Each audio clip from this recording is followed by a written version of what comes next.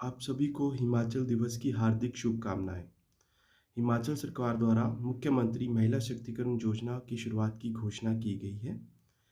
इसी योजना के तहत बहुत सारे लाभ जो हैं वो स्वयं सहायता समूह को दिए जाएंगे। इनमें से एक है सभी स्वयं सहायता समूह का प्रधानमंत्री सुरक्षा बीमा योजना और प्रधानमंत्री जीवन ज्योति बीमा योजना के अंतर्गत मुफ्त में पंजीकरण, जिसका प्रीमियम हिमाचल सरकार द्वारा दिया जाएगा वर्ष 2022-23 के लिए, जिसकी विधिवत शुरुआत जो है वो माननीय ग्रामीण विकास मंत्री श्री वीरेंद्र कंवर जी द्वारा हिमाचल दिवस के मौके से की गई। इस योजना के तहत सभी पात्र स्वयं सहायता समूह को प्रधानमंत्री सुरक्षा बीमा योजना और प्रधानमंत्री जीवन ज्योति बीमा योजना के अंतर्गत जोड़ा जाएगा। इसके लिए प्रदेश में लगभग 700 सीआरपीस को फील्ड में भेजा गया है, जो कि स्वयं सहायता समूह सदस्यों से मिल रही हैं, उनके फॉर्म भर रही हैं और बैंकों में इन फॉर्म्स को जमा करवा रही हैं। तो आइए देखते हैं किस तरह से ये फॉर्म भरे जाने हैं। आइए देखते हैं कि फॉर्म किस तरह से भरे जाने हैं अभियान के दौरान। तो 3 तरह के फॉर्म हैं। पहला फॉर्म है SHG detail format. SHG detail format में पहले से ही कुछ जो चीज़ें होंगी वो पहले से ही प्री फिल्ड होंगी, जैसे कि आपके स्टेट, डिस्ट्रिक्ट, ब्लॉक, ग्राम पंचायत, विलेज, स्वयं सहायता समूह का नाम और फॉर्मेशन की डेट आदि। इसमें हम देख रहे हैं कि नीचे एसएचजी डिटेल मेंबर डिटेल दी गई है और इस एसएचजी मेंबर डिटेल में स्वयं सहायता समूह सदस्यों के नाम लिखे गए हैं, उनकी पूरी डिटेल है डेट ऑफ बर्थ के साथ। यहाँ से हमें उनकी डेट ऑफ बर्थ और उम्र के बारे में पता चलेगा। इसी के साथ ही उनकी एजुकेशन लेवल और क्या उनका प्रधानमंत्री जीवन ज्योति बीमा में बीमा हो चुका है और क्या सुरक्षा बीमा योजना में बीमा हो चुका है, तो इसके बारे में पूरी डिटेल होगी। तो यहाँ भी हमें लगता है कि ये डिटेल खाली है, तो हमने वो कॉलम भरना है।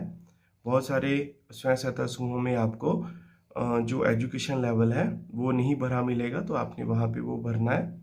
और अगर आप उनसे पूछेंगे कि क्या वो सुरक्षा बीमा योजना के तहत उन्होंने बीमा करवा रखा है, अगर वो हाँ बोलते हैं तो यहाँ पे टिक करना है, और जीवन ज्योति बीमा में भी बीमा करा रखा है तो टिक करना है। लाइफ इंश्योरेंस नहीं करवा रखी तो उसको डैश करना है, और अटल पेंशन योजना नहीं करवा रखी तो उसको क्रॉस करना है। तो इस तरह से आपने ये सारी की सारी डिटेल उनसे पूछकर भरनी है। इस तरह से आप सारी डिटेल जो है मेंबर्स की भर सकते हैं कि किसने प्रधानमंत्री जीवन ज्योति बीमा जो कि 330 रुपये का है, प्रधानमंत्री सुरक्षा बीमा योजना जो कि 12 रुपये का है, तो किसने ये डिटेल जो है भर लेनी है आपने कि किसने बीमा करवाया हुआ है और किसने नहीं करवाया हुआ है।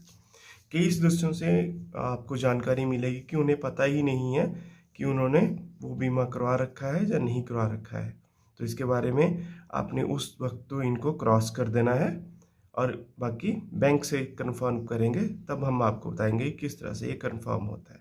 तो इस तरह से हमने वो सारी डिटेल भर ली है। जिन्होंने बीमा करवाया है उनको टिक कर दिया है और जिन्होंने नहीं करवाया तो उनको क्रॉस कर दिया है। अभी इसी स्वयं सहायता समूह का दूसरा फॉर्मेट है जिसमें बैंक की डिटेल भरी जानी है। सभी सदस्यों के जो बैंक अकाउंट है उनकी डिटेल भरी जाएगी। आपको बहुत जगह पहले से ही भरी मिलेगी, तो आपने सिर्फ उनको कंफर्म करना है, और यहाँ पे ये कॉलम खाली मिले तो वहाँ पे आपने इसकी डिटेल भरनी है। जैसे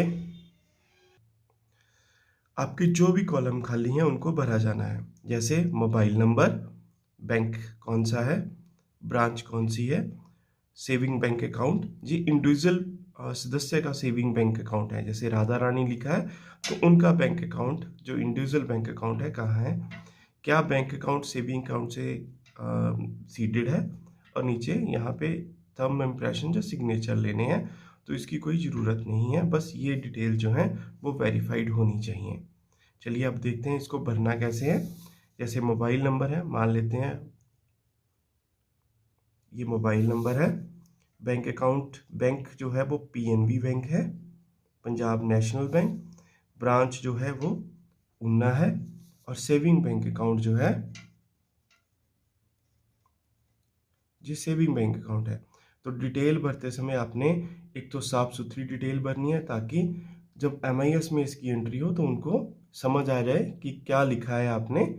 और ये आजकल सारे ही अकाउंट जो होते हैं वो आधार सीडेड होते हैं, तो आपने नो की जगह यस कर देना है, इसको भरने की ज़रूरत नहीं है।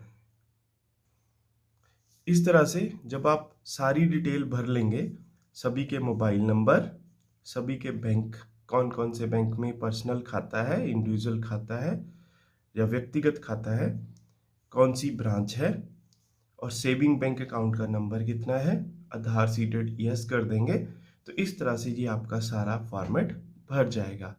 तो ये आपका एक पार्ट है। सबसे पहले हमने स्वयं सहायता समूह से ये क्लियर करना है। तो उम्मीद करता हूँ इतना आपको समझ आ गया होगा। अब हम दूसरे फॉर्मेट की तरफ चलते हैं। दूसरा फॉर्मेट है बैंक का फॉर्मेट। एक फॉर्मेट में हमने ये सारी डिटेल ली है।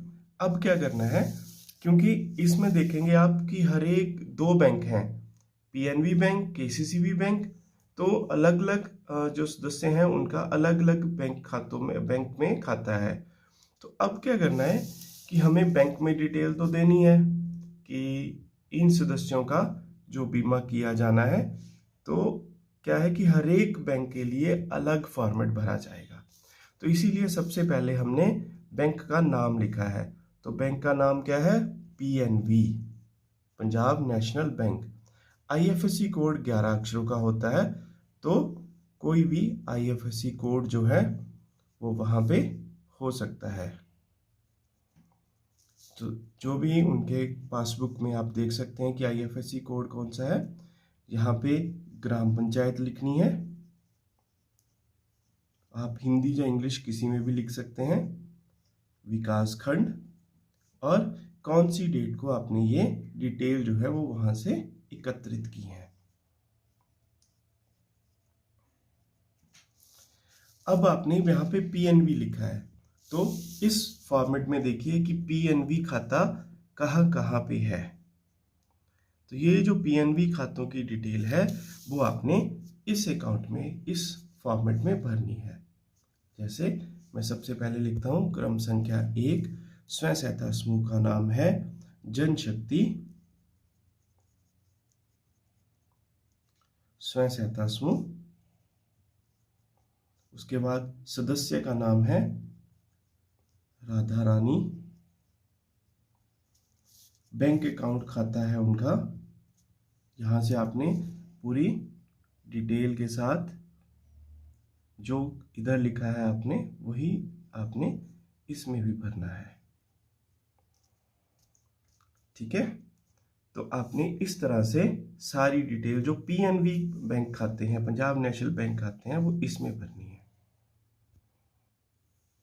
इस तरह से जो पंजाब नेशनल बैंक के खाते हैं पूरे गांव में, ऐसा नहीं कि एक ही स्वयं सहायता समूह के लिए एक फॉर्म भरना है, तो इसमें 23 मेंबर्स तक की डिटेल आ सकती है।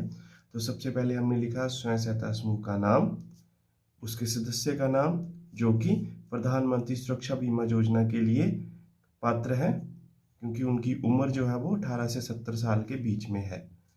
तो अगर उन्होंने पहले से ही ये योजना ले रखी है तब भी, और अगर नया इनरोलमेंट करना है तब भी उनका खाता जो है इसमें लिखा जाना है। तो जब आप ये सारे खाते जो एलिजिबल पर्सन है 18 से 70 साल की उम्र में, मैं फिर से बोल रहा हूँ कि जो पहले से ही इनरोल्ड हैं, जिन्होंने पहले से ही इसमें योजना में इनरोलमेंट करा रखी है, उनके नाम भी, और जो नए इनरोल होने हैं, जैसे ये नया इनरोल होने हैं, ये नए आने हैं, तो इनके नाम भी इसमें लिखना है, और ये पहले से ही इनरोल्ड है। तो इस तरह से ये पूरे गांव की डिटेल बननी है। अगर 3 स्वयं सहायता समूह है तो 1, 2, 3 स्वयं सहायता समूह, उनके मेंबर्स के नाम, उनके अकाउंट नंबर, और लास्ट में आप देखेंगे क्या सदस्य पहले से पंजीकृत है, तो हाँ या नहीं, क्या नया पंजीकरण करवाया गया है एवं फॉर्म भरा गया है। तो यहाँ पे आपने ये जो डिटेल भरनी है, तो ये प्रधानमंत्री जीवन सुरक्षा बीमा योजना के लिए है।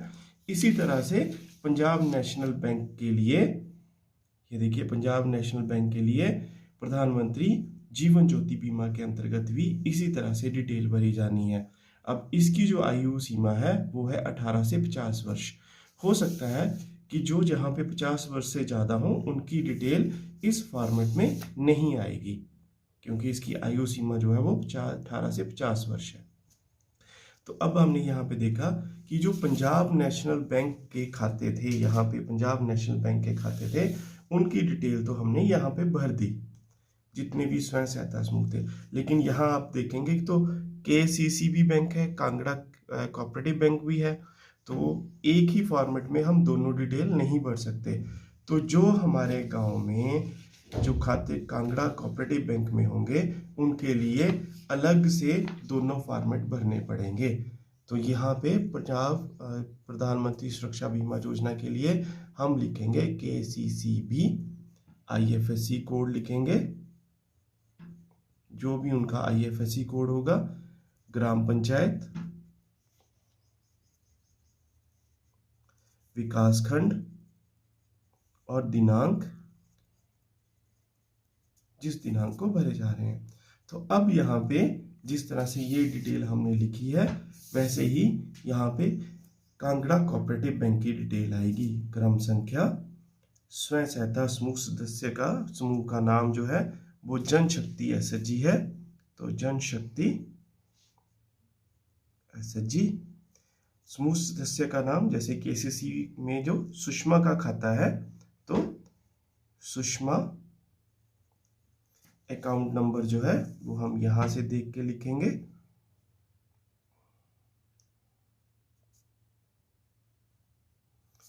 इस तरह से जो कांगड़ा कोऑपरेटिव बैंक के खाते हैं उनकी डिटेल इसमें आएगी।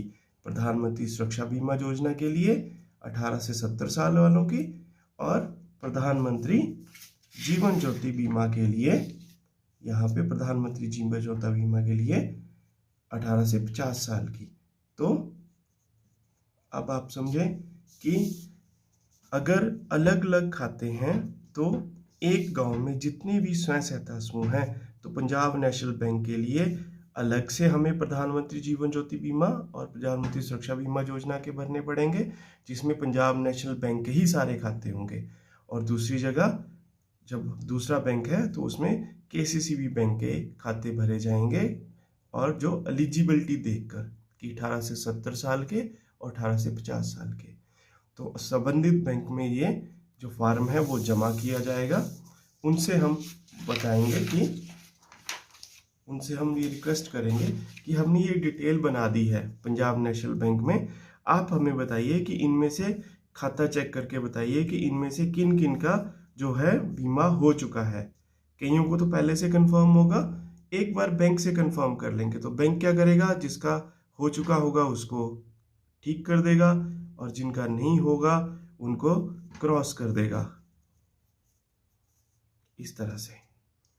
तो अब हमारा क्या काम है, एक बार बैंक जब कंफर्म कर देगा तब हमने यहाँ पे जो इनके फॉर्म है वो भरने हैं। जिनको आगे क्रॉस किया होगा तो वहाँ से फॉर्म लेना है कि भाई इतने लोगों की हमारे बीमा किया जाना है, तो इतने फॉर्म हमें बैंक से लेने हैं और फिर से उनके पास जाना है और एक बार उनके फॉर्म भर के जमा करवाने हैं। तो इतना काम है हमारा प्रधानमंत्री सुरक्षा बीमा योजना और प्रधानमंत्री जीवन ज्योति बीमा के अंतर्गत इनरोलमेंट करवाने का SHGs का। जैसे ही ये द्वारा आप फार्म उनके पास देंगे, इनके नीचे आप जो इनरोलमेंट फॉर्मेट होंगे, एनरोल होंगे, जहाँ पे आपने ये क्रॉस किया है, यहाँ पे उनके फॉर्म भरे हैं, तो इस फॉर्म के साथ वो सारे फॉर्म लगा देने हैं। तो प्रधानमंत्री जीवन ज्योति बीमा के अलग और प्रधानमंत्री सुरक्षा बीमा योजना के अलग, क्योंकि एलिजिबिलिटी जो है वो दोनों में अलग अलग है। 18 से 70 साल सुरक्षा बीमा योजना और 18 से 50 साल जीवन ज्योति बीमा योजना।